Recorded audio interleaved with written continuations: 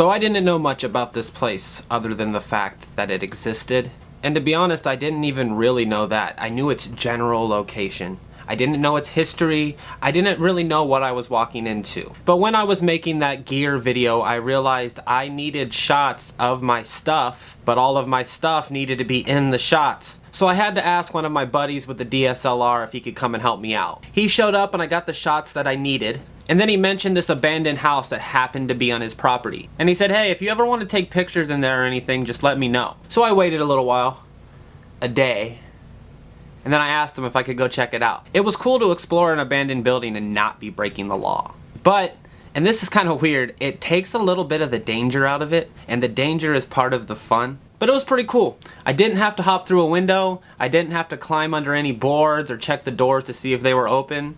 Instead, I arrived and they let me in. There were all kinds of animals in there. I only saw a bird, but I could hear all kinds. Every step that I took, I could hear scurrying behind me or in front of me, and that is a bit unnerving. The only little bit of history that I got on this building was that it once belonged to a hoarder. A lot of his stuff had been taken out of the house by the time I got there, but there was still a bunch of stuff there.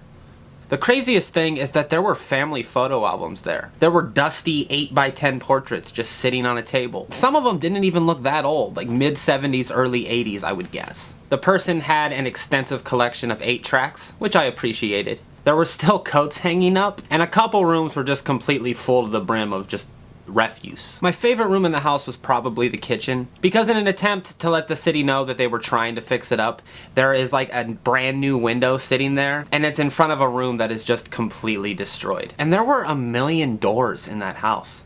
I don't know why there were so many damn doors. Every room had several doors just leaning up against stuff. I like that all the original decor was still there though. Like there were curtains hanging over a few windows that I swear had to have been 35 to 40 years old. And they're the kind of wallpaper that you don't know if it's just naturally brown or if it's been stained that way with cigarette smoke. The whole place looked like it was straight out of 1977. Right down to the lights and to the flooring of choice, to the color of the walls and the wallpaper in the kitchen. It looked like someone remodeled the house in 1977 and then was like, okay, this is good for the rest of my existence. And it obviously was, because whoever lived there is long dead. The house sits precariously on a side lot, heading toward Missouri.